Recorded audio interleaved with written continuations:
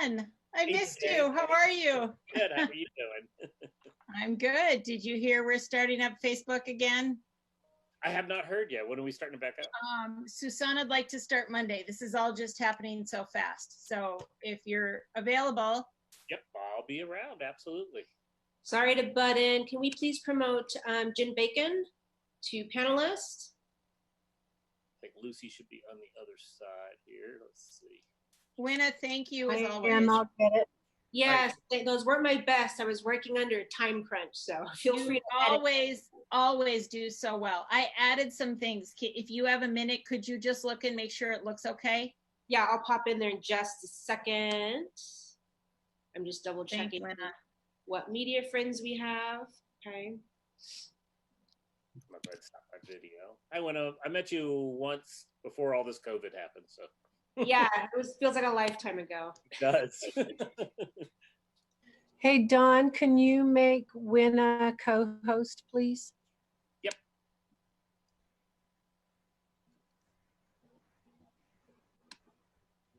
There you go. Winna, I sent you a chat. Second. And Lucy, I don't have any changes. Okay, thanks. And Winna, the link that you sent out, can I share it with people who want to watch? Yeah, you can share that. We're trying to see, do we get it going on Facebook, Dawn? That's what I was just going to ask. It will be ready to go as soon as you let me know to go live. I'll set it to go. Okay, it might just be easier to send them to our Facebook page that way, Carrie. But you can also send the link if they actually want to watch it on Zoom. Okay. Can we also promote Mark Ferrandino to panelist? Done. Mark's in. Okay, we're just waiting for Susanna. She's getting her light ready. She got a new light for a selfie light, so. Oh, nice. One of those ring lights? Yeah, I think so. I was gonna say, you don't have to promote me. I could just watch. I'm not letting you get away with just watching. Are you kidding me? Just in case you get the oddball questions of whatever. Okay, Susanna is on. Yeah, we go. I don't know if it does any better, truthfully. Okay. All right, are we ready to rock and roll? Susanna, I just want to be sure, did you see I added a few things? You are more than welcome to. I'm not looking at it online. Okay, all right. I'm all in, but what about me? What about my needs phase of my life? Okay, that's no problem. I fully support all of you to take care of your own selves too. So. Yeah. Okay, just wanted to be supportive. Yeah, I got it. We're good. Okay, I don't know how to open this up. So Lucy or Dawn, if you could just help me get anyone out of the waiting room. Sure, and I'm on standby to go live. As soon as I hit the button, you will see the live. Dr. Olson knows she'll see the little live up there. So okay. Hit live first, and then Lucy, I don't know if you want to let everybody in, and I'll just hit live. So then, Winna, you're going to kick it off and then kick it over to me like you usually do? Oh, it looks like everyone can go ahead and see us, so we're just not running live. So that's fine. So we can go ahead and get started if you want to start recording. All right, I'm going to go ahead. And then I just start with my piece, or Winna, are you going to say something? I'll just introduce us and then you can get going. Okay. Okay. Thanks, Winna. Sure. Okay, stand by. We're about to go live.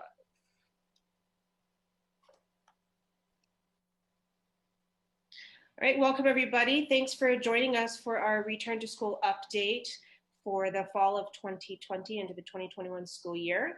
We're going to kick this off with Board of Education President Carrie Olson. Good afternoon. Thank you to everybody for being here as we update you on the coming school year. On Thursday, DPS leaders, members of the Board of Education, and DCTA leaders met with our local health experts from Denver Health to discuss the ongoing COVID-19 pandemic in our community. These health experts shared the most updated modeling they have done on the rates of COVID-19 in Denver. Based on this new data and guidance, we must shift our plans to delay the start of the school year and continue with remote learning. This will help us ensure the safety and health of everyone. Leading with equity in our district means the continued commitment to monitoring our plans and adjusting them to addressing the safety of our students, family, and staff particularly our students, families, and educators of color who are more impacted by this disease. Your health and safety is important to us. This has been a roller coaster spring and summer. I continue to be inspired by DPS's commitment to finding solutions in the most unusual of circumstances. I'm grateful to all my board colleagues who have not really taken our July vacation that we had planned on, as we all work together with Superintendent Cordova and her team to figure out our response to this pandemic. I'm also deeply grateful to our teachers, staff, and families for their patience as we navigate this unprecedented time together. Thank you to everyone who has sent us emails, texts, phone calls, and messages to express your thoughts, ideas, concerns, and questions. We have used all of this information as we have made our decisions. Thank you so much. At this time, I'd like to turn it over to Vice President Jennifer Bacon, who would also like to say a few words. Thank you, Dr. Olson, and thank you to everyone tuning in today. Thank you to the broader Denver community.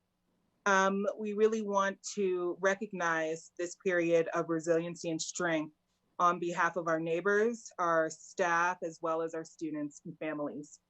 So today and over the past several weeks, as you just heard Dr. Olson mention, we have heard from many of our teachers, our families, our students, and our communities. The conversations have to be approached through a lens of equity, as we know that many of our families are experiencing this pandemic in very different ways.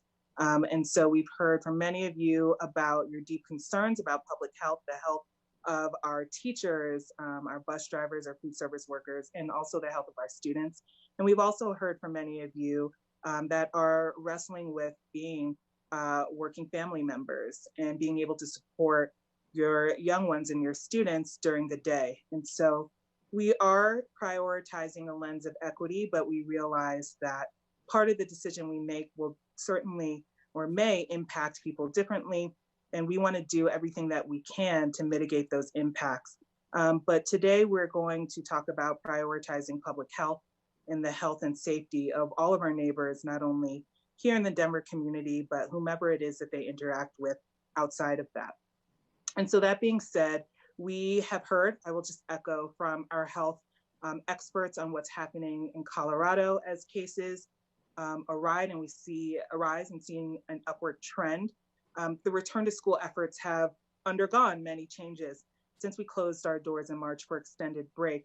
And we learn and understand more each day. So again, thank you for your patience, and please understand the approach that we're taking and being able to prioritize our health.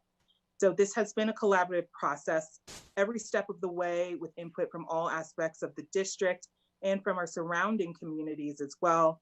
While Colorado's rising cases are not as dramatic as we've seen in other parts of the country, we want to consider the health implications that full-time in-person learning would have and do our part to, again, mitigate those negative impacts, those health impacts of COVID-19. So as we prepare to begin the new school year remotely, we'll continue to monitor the ever-evolving situation to keep our community informed. And now I'd like to turn it over to our superintendent, Susana Cordova, to share more of the details. Thank you, Vice President Bacon and President Olson. And I want to also thank the entire Denver community for all of the patience that you have had with us and the grace that you've extended to us as we continue to work through the changes and the challenges, adjustments amid the COVID-19 health crisis. Over the past several weeks, we have been working on plans to safely reopen schools. Those plans have always been informed by the guidance of our local health experts. We have been meeting with them this week, and in those meetings, based on the most recent modeling of looking at the rate of COVID-19 cases, the implications for the model that we had built based off of the guidance in June, we've come to the determination that it would not be possible to open school with the size of cohorts that we had been planning. And I want to just name, I share with many of our educators and our families the desire to have our students back in our buildings with their teachers in classrooms. But we also want to make sure that we are following expert guidance on how to keep our students, our teachers, our leaders, and our staff safe and do our part to help ensure that the community is also safe.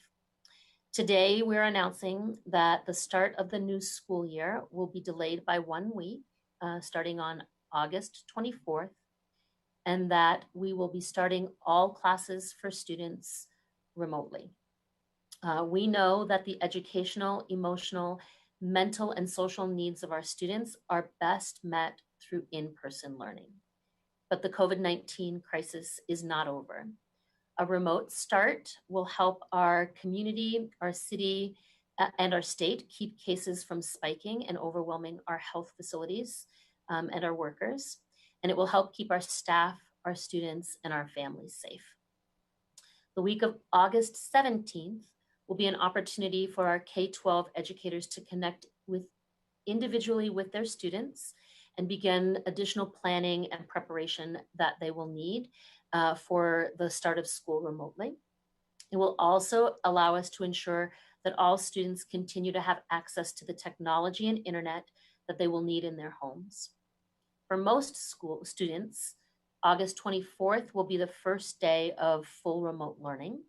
The soonest that we would consider a gradual return to in-person learning would be September 8th, just after Labor Day.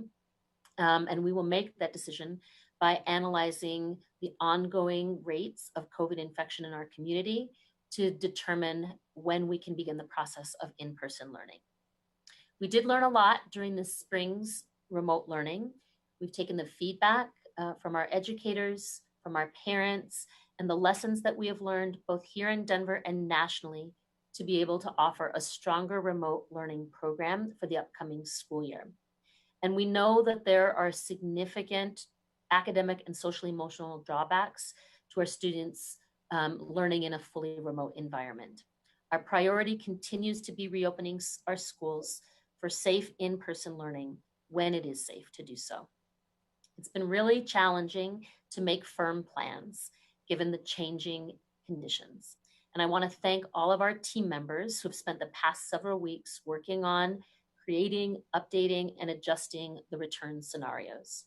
Because of their hard work, we are prepared to start this school year with 3 strong plans that we can use at any time and shift as the health conditions change: a fully remote program, a hybrid model, and a fully in-person program. We continue to work closely with the health department, as well as with our Board of Education, the DCTA, our principals, and other employee groups to find a solution that best protects our students and staff while safely balancing the benefits of in-person learning that we know is so important for our students. Our educator voices are critical in making our plans successful for everyone. We will continue to work with our teachers as well as the DCTA, along with our principals as we continue to prepare for the school year that's coming ahead.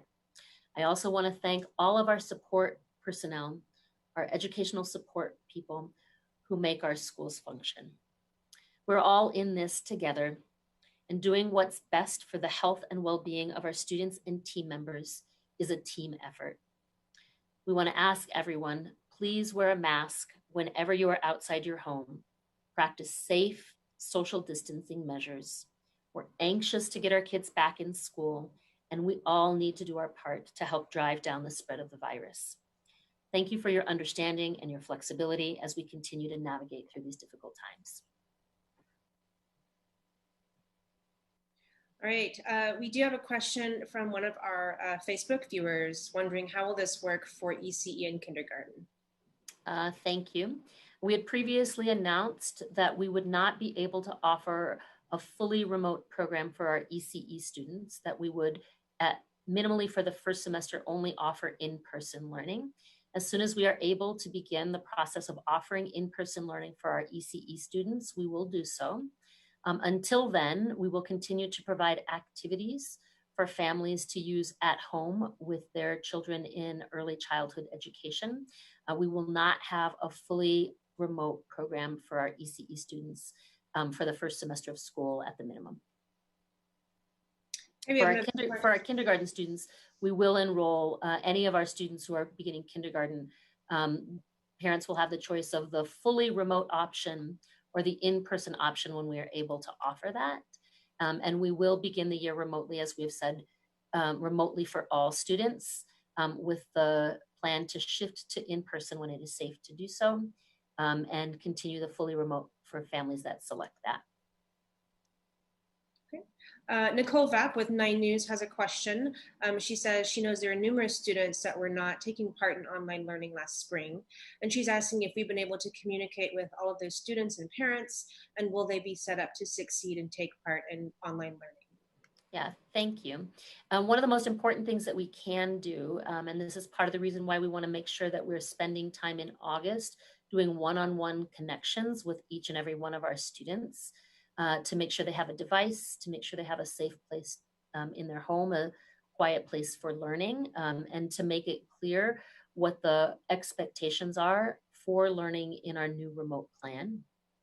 That will be the case for anyone who engages in the fully remote program all year, as well as for students who are in remote learning based on the current health conditions.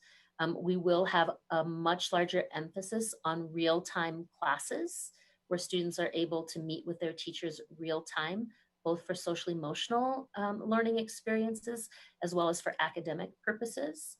And we will continue to do many of the things that were very successful, including office hours, small group instruction, and scheduled sessions throughout the day, along with recorded lessons for families to be able to go back and review lessons on their own time. Okay, our next question is from Gary Brody with Denver 7. He asks, how will DPS be able to afford devices for each student? And what if students don't have internet access? Great, thank you. Let me take a little bit of this and then I'll turn it over to Mark Ferrandino, our Deputy Superintendent of Operations, to say a little bit more. Last spring, we had a very large effort to get technology into the hands of all of our students who need it. That was 1 device per student, not per family, and a very large push to make sure that there was reliable broadband access in home for all of our students. We do have lots of support with our partners through the DCTA to ensure that the Internet Essentials program continues to be available for students. And I'll let Mark talk about some of the specifics in terms of the number of devices that we have passed out, that we have ready, and the availability of hotspots for families that don't have broadband in home. Thank you, Susanna. And yes, for the last school year, we handed out over 57,000 computers, iPads, mostly Chromebooks, to students across the district, and thousands of hotspots as well. We were able to pay for that both through CARES funding, the federal funding that has come in, as well as the generous support of voters in Denver through the 2016 bond. We had reserves and we were able to use some of those reserves. We will use that as well to replace some of the devices, but also we have had a good return from our seniors or people who are leaving to return their devices. And so we can go and reuse those devices for students. And so we feel like we will be in and we've ordered a lot. Every year we order a significant amount of devices on a regular basis to refresh devices. So we feel like we will have a significant amount of devices to hand out, as well as hotspots to be able to support students. We know that from the survey we did just most recently around online, one of the questions we did ask, would you have consistent broadband internet access? And over 95% of those people who responded, which was 2/3 of our students, said they do have reliable internet at their homes. But we will have hotspots to support them and turn those back on if they already have them to support them with education. But I would also ask, I would be remiss, we always, and as we look at this, there is definitely a need for additional federal funds. And as Congress is deciding on federal funds, I think it's important for all of us to advocate with our senators and congresswomen about more federal funds to support education. Thanks. And Jeff Todd from CBS4 asks, what metrics or what modeling are we looking at to feel comfortable opening our buildings for in-person again? Thanks, Winna. And I did see there's another question from Melanie at Chalkbeat that looked pretty similar. And so I'll try to touch on both of these questions and what I saw in the chat. So in our conversations with local health experts, and I do want to reiterate, every step along the way in designing our plans, we have been relying on the expertise of both Denver Health and the Denver Department of Public Health and the Environment in creating our plans. It has been an iterative process, both in terms of emerging guidance as well as changes in the rate of infection within the community. In the last meeting that we had earlier this week, we asked if it would be possible for the health experts to create a framework that would indicate exactly what the question is asking. What is the threshold that we would need to consider a safe reopening of schools for fully in-person, for hybrid, or to require a return to fully remote instruction? I do just want to reiterate, part of the reason why we felt it was important to make this shift is based on guidance that we had in June. We were planning for a return to in-person learning with cohort sizes that at this current time are not possible. And based on that shift, we felt that it was really critical for us to make the pivot to a fully remote program while we assess the trajectory of COVID-19 and while we begin the process of implementing a return that would look more gradual with smaller cohort sizes. We do have several programs that are running in DPS right now with the smaller cohort size, and we do believe that that is safe. We are going to continue to do that. We are following all of the guidance around summer programming, the safety precautions, the health checks, the cohort size, the social distancing. And this will allow us to make sure that we are ready to implement that when the rates of COVID-19 allow us to do so. So we are, our local health experts have made a commitment to create a framework that we can use in consultation with our board of directors and our community around safely reopening schools, either in hybrid form or fully in person. Thanks. And Jenny with CPR asks, when will teachers start? And have they had new training for the remote learning? Great, thank you. So the first day back for our teachers who are returning teachers is August 10th. That is a full week of professional development, both district sessions as well as school-based planning. We are extending in the week of August 17th, the time that teachers will have to do check-ins one-on-one with their students, as well as continue some of the planning around the changes to the remote learning plan and to understand the protocols that we will use for in-person learning, both for hybrid and for fully in-person when we are able to bring our students back in that format.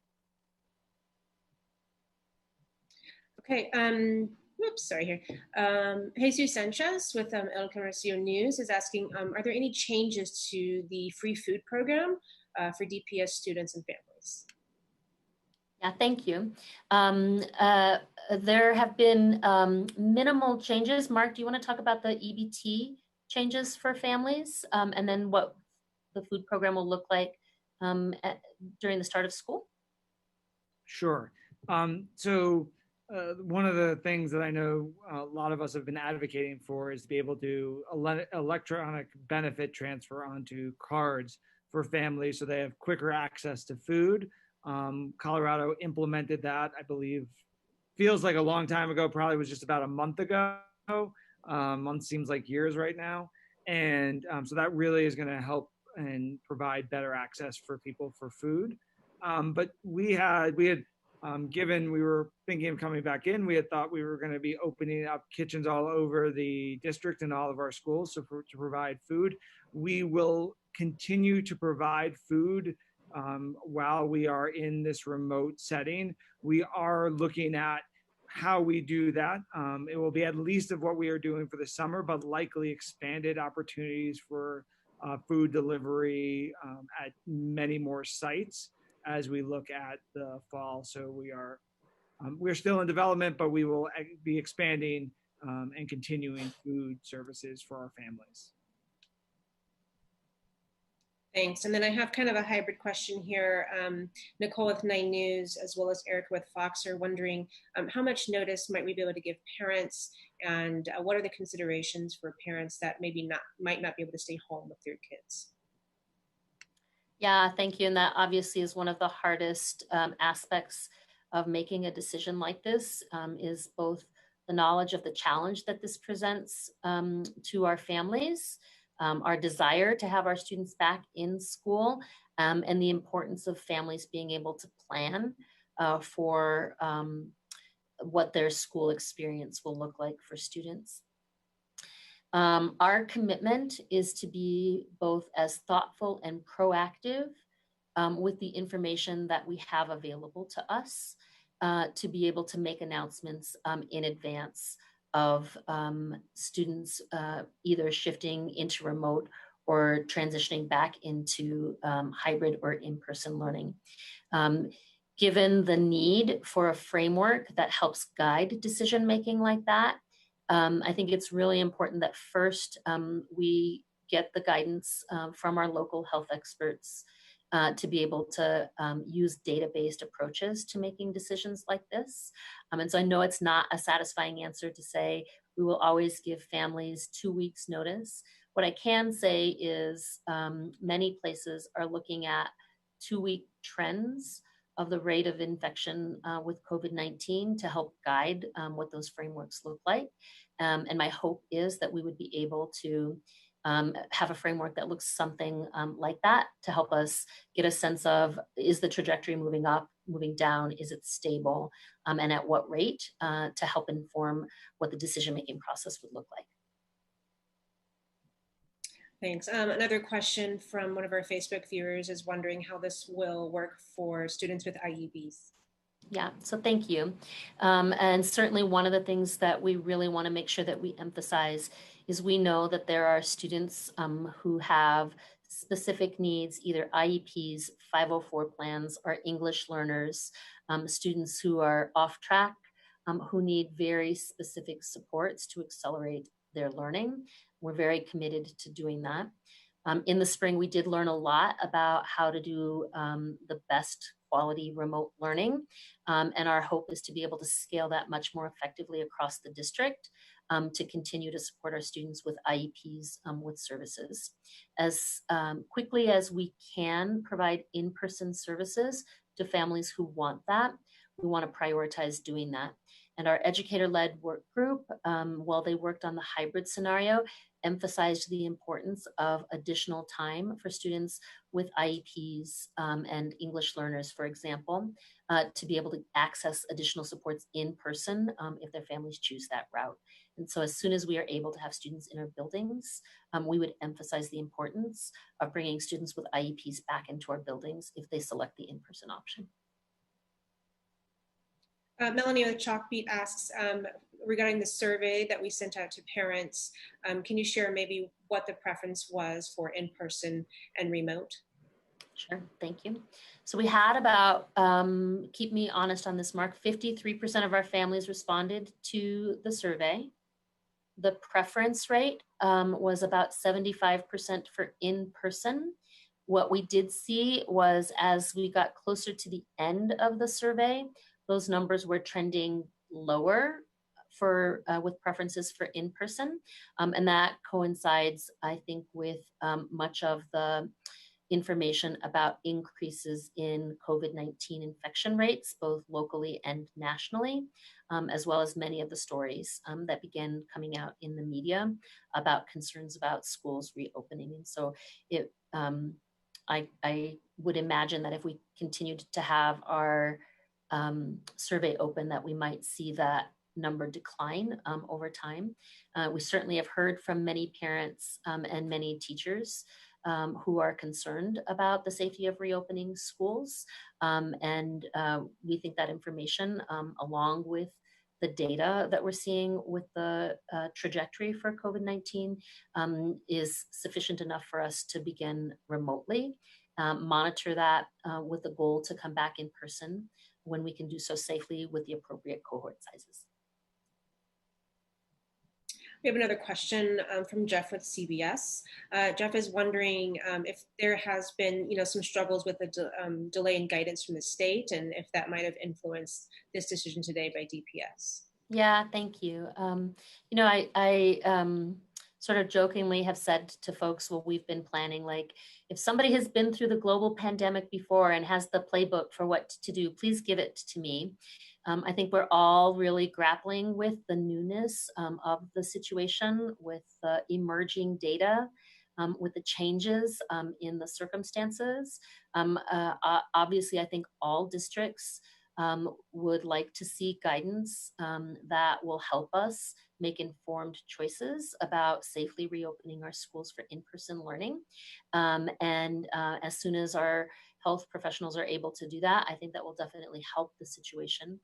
We made this decision based on our consultation with the experts at Denver Health, and in considering how we would be best positioned to safely reopen schools and do so effectively, so that we don't reopen and then find ourselves having to shut down very quickly. Jennifer with 9 News is asking, how quickly might DPS be able to switch from remote to in-person or hybrid, as saying that this might have taken a few weeks before, and if that will change? Yeah, so thank you. One of the benefits of the time that we've had is the ability to build out a more robust approach to 3 plans: fully remote, fully in person, and the hybrid model. And so we do believe that we are better positioned to pivot more quickly in the future when the conditions require that we do so. And so that will be an important part of it. When our educators are back in session, obviously it's going to be very important that we have the supports that they need, both in training. We will be making changes, for example, having limited platforms for students to use for remote. That was definitely feedback we heard from educators and parents, was if you have multiple kids and different teachers and everybody's using a different system, it's really hard. And so we have used educator feedback to help narrow the number of tools that we'd be asking students or teachers to interact with, so that we can ensure greater facility with those online learning tools. Our next question is testing part of the plan to reopen to in-person learning? Yeah, thank you. Mark, do you want to take this question? Sure, thanks. So yes, we are working with community partners. As some may have seen, Aurora Public Schools announced a partnership with Gary Community Investments around testing staff. We are currently in conversations with Gary Community and hope to be able to finalize that with a plan to be able to provide both testing at the beginning before we open in person and ongoing testing for all school-based staff during this year.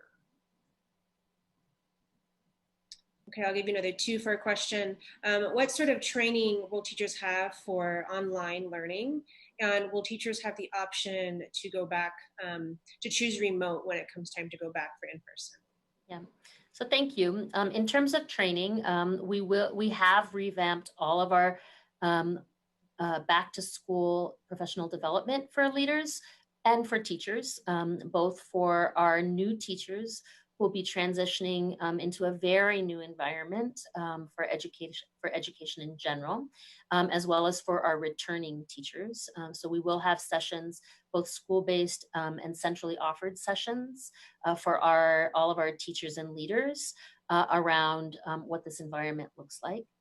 Both in terms of platforms, in terms of content, in terms of the most effective practices that we've learned from the strongest implementers in the spring, and from the emerging best practices around the country.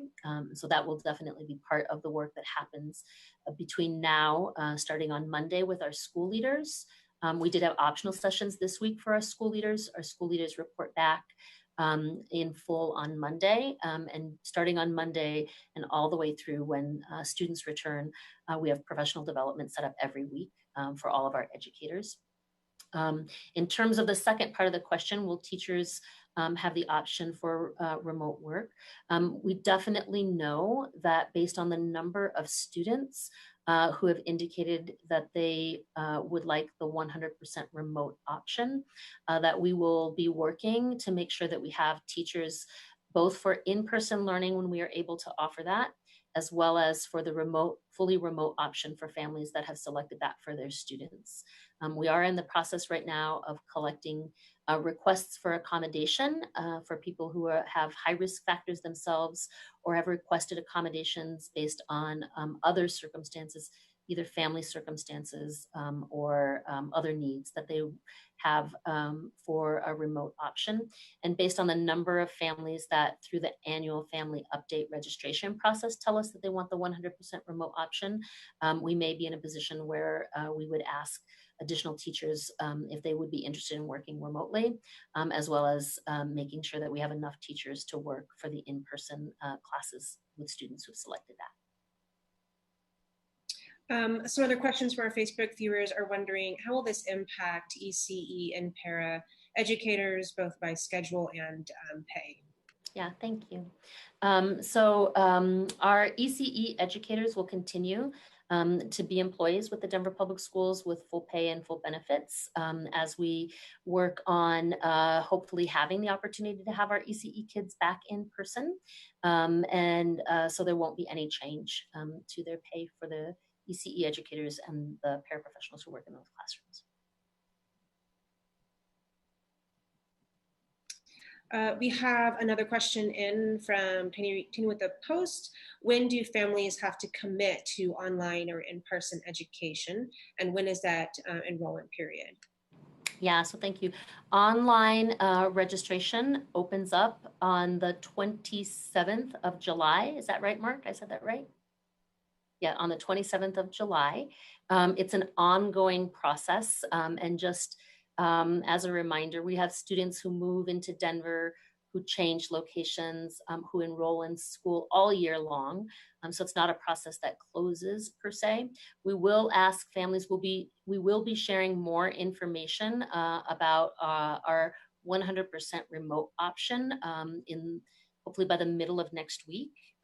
We have some feedback sessions based on this change that we want to conduct with our educators internally. And then we'll be sharing an update around what the 100% remote option will look like by the middle of next week so that families can make an informed decision prior to the registration window opening on the 27th. We would like to ask families to let us know prior to the start of school so that we can place students in the right classrooms, and we'll have more information about that mid next week. Jennifer with 9 News is asking, how about the impact to fall activities, sports, athletics, things like that?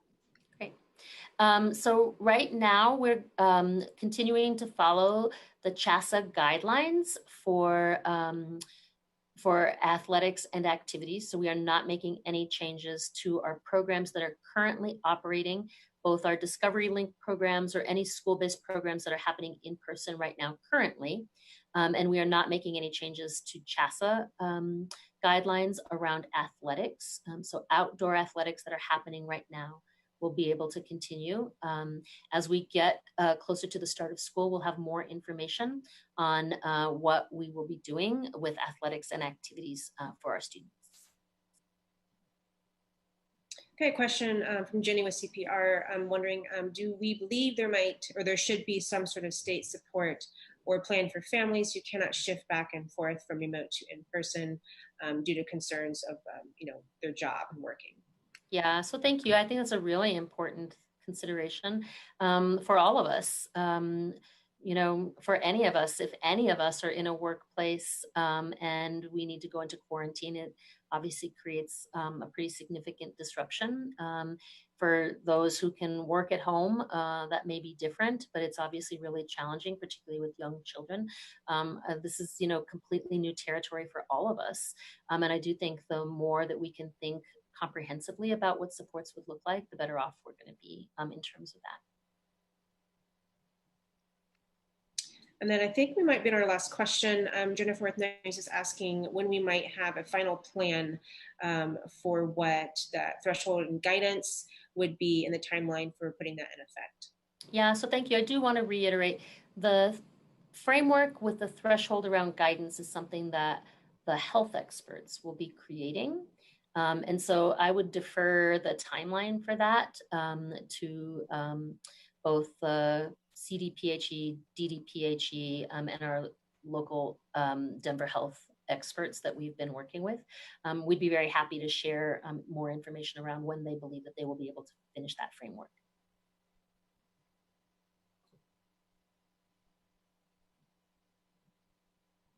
Okay, I think that's it for questions. Great. So if I could just wrap up by saying we know that it is really challenging to make decisions that impact the number of educators who work in our district. We have about 15,000 full and part-time employees. The number of students that we serve 93,000 students in the Denver public schools, and the family members and community who are depending on us for their children's education. We would never make a decision like this lightly. We do think it is critically important that we follow the guidance of our local health experts, and our commitment has been to do so all along the way. We're equally committed to ensuring high quality options if we are fully remote, if we are hybrid, or if we are fully in person, and that along the way, we will always take into consideration how we maximize the academic, social, emotional development needs of our students and the safety risks for being in person or for being in remote. Both programs have safety risks when it comes to child development. And so our commitment is to work as closely as we can with our health experts and with the community on designing programs that serve our students and work for all of our community members. So thank you. Thank you. Thank you.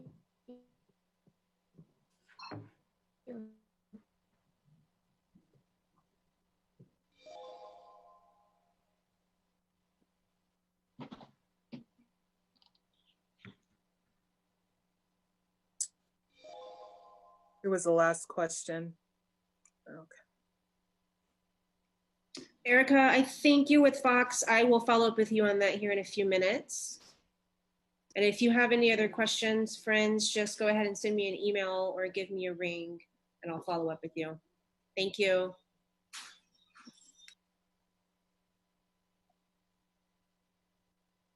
Okay.